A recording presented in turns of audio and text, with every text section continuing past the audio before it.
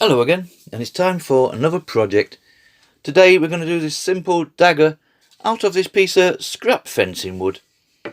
The idea is to cut it out with a scroll saw for the actual shape of it, and then we use a router with a nice router bit, and we shall route over the blade and the handle, and then we'll turn it over and do exactly the same on the other side, reducing the top layer of wood and the bottom to the thickness of our blade there, roughly, remember, and the same again with the handle, which will be quite a little bit thicker.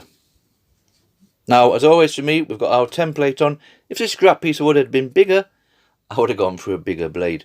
So we've stuck that on there, throw our carbon paper underneath, we draw around that, takes absolutely seconds to do, and there we have it, and we can use that template again if we so need be. So there's our little cutout for today. Nice and easy, nothing too complicated. For the actual cutout, I'm going to use a spiral blade for the scroll saw. You could probably cut this out on a bandsaw if you want to. There's nothing too many curves on that one. But I'm going to stick with the scroll saw.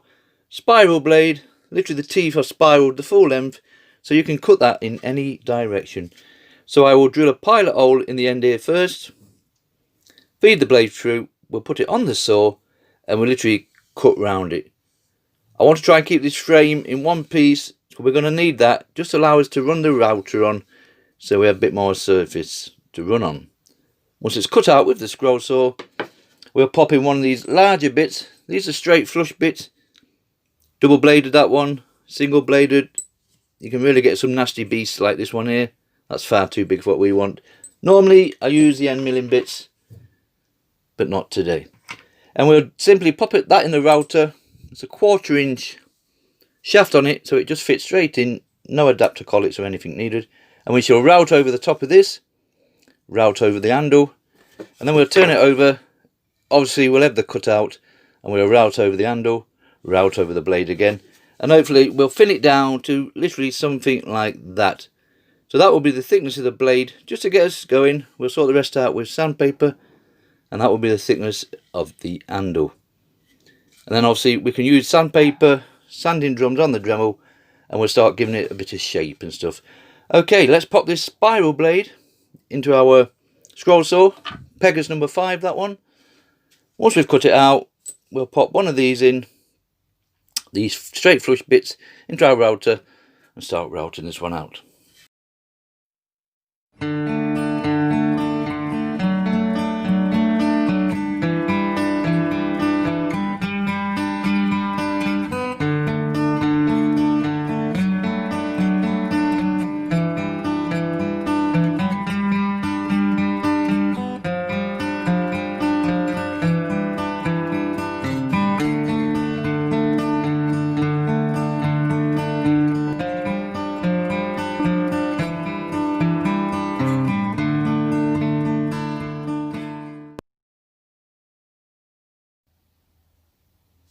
Right, you can see from that we've gone all the way around with our spiral blade, and we've got the basic shape of a knife. Now those spiral blades, they cut fine for me.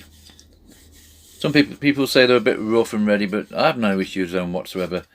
Remember, all this is going to be routed out, so we're not too concerned about that. So what we need to do next is find out the centre of the blade. I'm roughly going to make this the thickness of mine, so that's going to be the blade that we're going to route out at either side. Now I've worked out that little junior hacksaw blade like this is literally the thickness of that on that side, and obviously the same on that side. That way that blade's going to be right down the middle of that wood. So I've literally just cut across there like so. So that is flush, and that's the depth I will route out to, and I'll literally just turn this over like so and do exactly the same on that side. That way we know that blade's going to be right down the middle when we come to route it out. Very similar with the handle. I'll probably go down half as much as that. So I believe I have a coping saw with a thinner blade, and I'll literally just do exactly the same. We'll cut that over there, turn it around and cut it down there. As long as that blade had disappeared into the same distance into the wood, we know the handle is going to be more quite central as what we need it. So I'll cut either side of this. You could route this out with a router, no problem whatsoever, exactly the same way. It's just so I know that when that's in there, and that is flush, I'll do exactly the same on this side. I don't want too much sawing because I think it's going to shake the camera a bit. Let's just quickly sim down this. Keep feeling that with your finger until it disappears into the wood. A little bit more.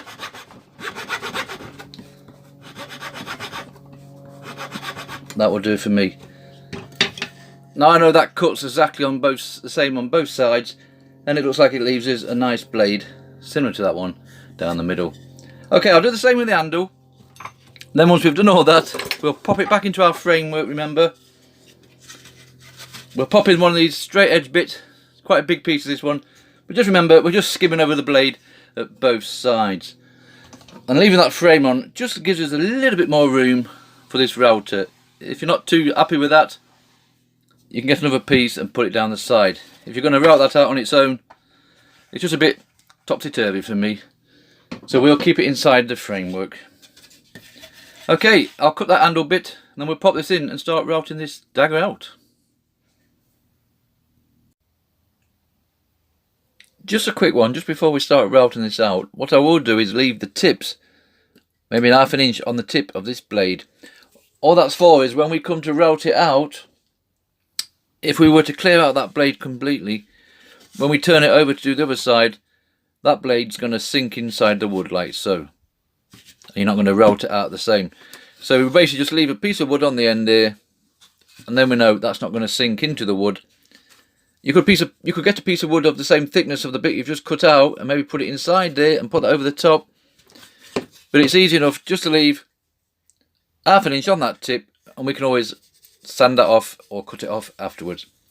So anyway, it's all set up. We've done a little sample one here. Now I wouldn't go straight in personally and cut that out in one go. It's just a little bit too thick, is that? So I'm going to skim over it, half the depth, and then we'll skim over it again. Okay, let's get started.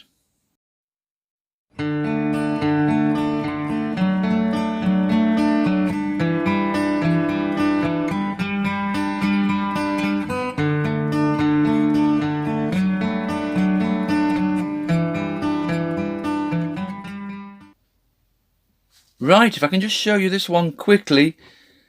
I've done one complete pass of the blade.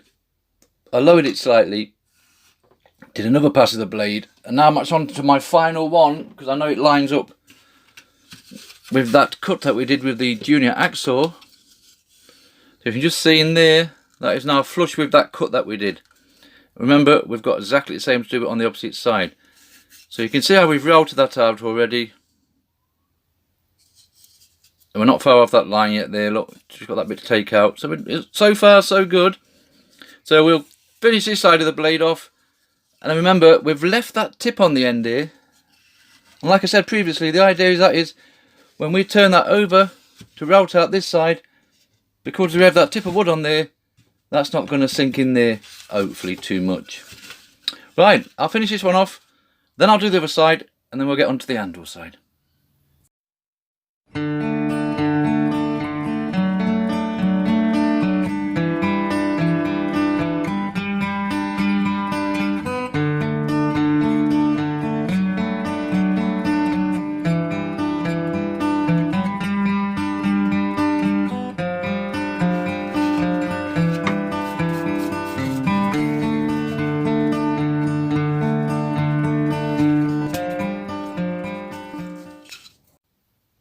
Right, you can see from that, we've done that side. I literally did exactly the same on the opposite side. So once you've done the blade and the handle on one, it's the same process. So we're not missing anything there. But there you have it. We'll get a general shape of our dagger. Now it's still rough and ready, remember. There's bits to take off. We've got these two end bits to remove. They'll soon pop off, no problem. So now we'll do the exactly same procedure with the handle. I've not touched this circle bit yet. Obviously we can just drill that out afterwards. That's not our main priority. So we'll pop this back into our little framework again. Notice I've left a little bit on the end here again. Exactly the same as I did on that end. Just to stop that from tipping in once we move one side. So we'll use the same router bit. I called them blades before. We'll use the same router bit, but obviously we're not going to go as deep as that one. we're going to go a small depth there, and then we can start rounding this all off with sanding papers and drums, sanding drums and the rest of it. Okay, let's just skim over the top of this and the underside.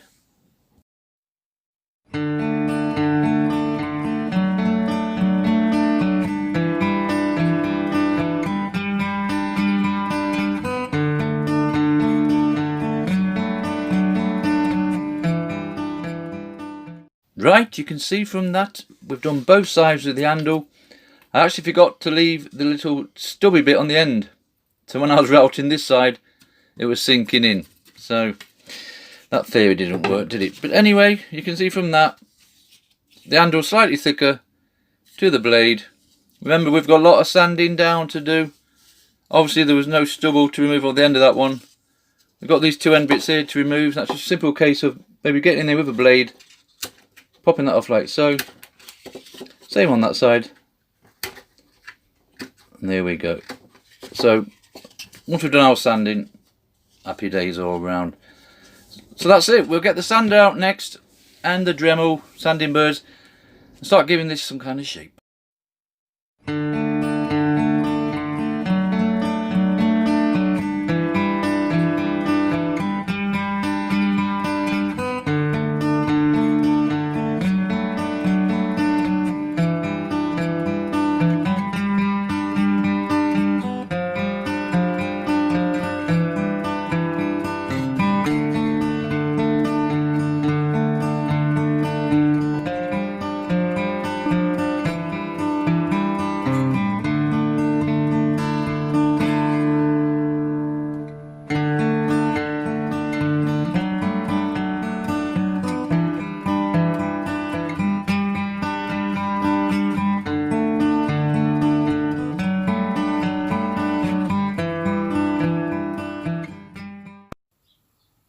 Okay, you can see from that, I've done enough sanding on that.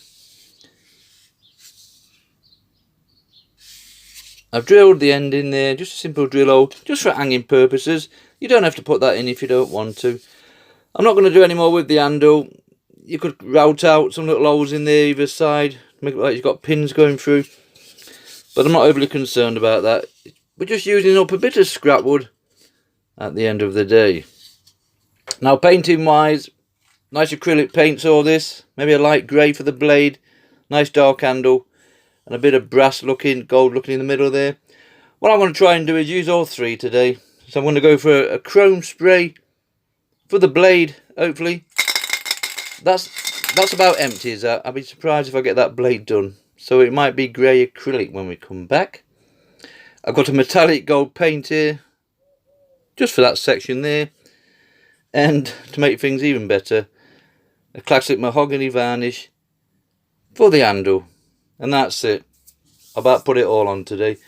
Okay, I'll go and paint this, spray it, whatever we need to do, and then we'll come back hopefully when this little project is finished.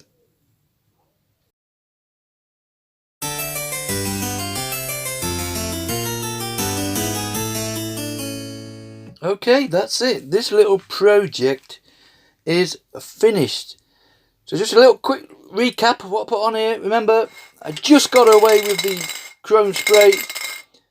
Just one coat of that. I wish I could have put a bit more on. We had the gold metallic for the finger guard, I'm going to call it. That come out more like a brass looking, so I'm quite happy with that one.